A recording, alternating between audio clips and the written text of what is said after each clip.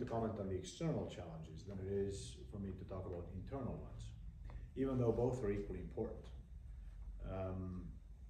Externally, it's not a big secret that the list of challenges that we collectively have to face in the 21st century is significant, to say the least. Global problems from climate change to uncontrolled migration and pandemics, the rise of new powers that present an alternative model to the world on matters as fundamental as the basic principles of how a government ought to interact with their citizens. Crises all around us, from the Middle East to the Caucasus to Africa. A Russia that, assuming that Ukraine succeeds in this war, remains a major factor on our security, especially after having experienced defeat in Ukraine. A Ukraine that needs to be rebuilt, which is going to be a challenge not just from a practical standpoint, rebuilding the houses and the bridges, but also from a much wider political standpoint. So you look at the list of challenges, and I think it should become obvious to all. Two things that should become obvious to all. First, we will not be able to deal with any of them successfully if we're not united. Because even if you look at the biggest of European countries, they are increasingly small in a globalizing world, and in competition with powers that have more than 1 billion people. So maintaining our unity, I think, is absolutely key. And how secondly, to do that, having in mind the challenges inside the EU and NATO as well? Constant hard work. There is no single silver bullet that can solve it. No single silver bullet. But the other thing I was going to say is that, look, the same list of challenges would confront us if we were to allow for Russia's aggression to succeed or partially succeed. The exact same list of challenges.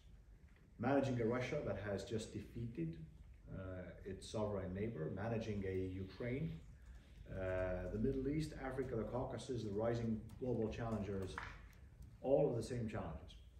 The major difference then is going to be that we will likely lack in our unity in that situation, and we'll have to face these challenges from a position of having just lost against a challenger that has challenged every core principle of European security.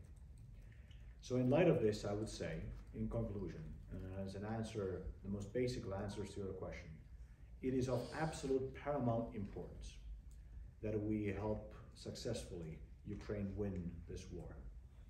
Not for the sake of Ukraine, but for our own sake, so that we would be in a better position to deal with this list of challenges in a united way. You know, there's a saying in Estonian, I don't know if this applies in English, that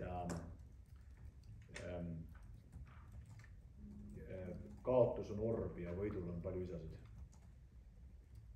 Defeat is an orphan and victory has several fathers or several parents. You know the same saying? Yes, we have the same. So if we succeed, success in this challenge will automatically unite us.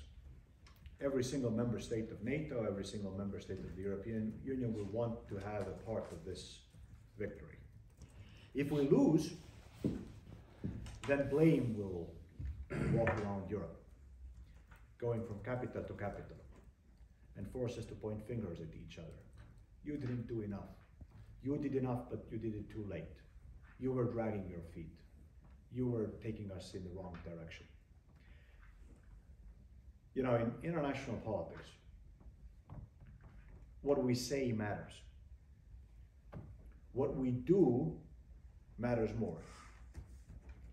But at the end of the day, our credibility does not depend on either. At the end of the day, what matters is the result that we're able to achieve. You may say the right thing and you may do the right thing. If you fail to reach the result or get to a result, then nobody around the world is going to care about how well you spoke or how wisely you conducted your policies. So my advice would be to help defeat aggression and then our unity will be fine, and we'll be in a better position to deal with the challenges, external challenges that confront us. But do you, if I may, one more question, but do you have a feeling that this support for Ukraine is not so strong anymore like in the beginning? I don't talking about the Ukraine, Estonia, I'm talking about the other countries around Europe and in United States as well as the biggest supporter. Constantly, obviously, a challenge to maintain the level of support that we've demonstrated. I'm very optimistic that we'll be able to do it, because there really, frankly, is no alternative to it. So I think we're going to be fine. I don't know.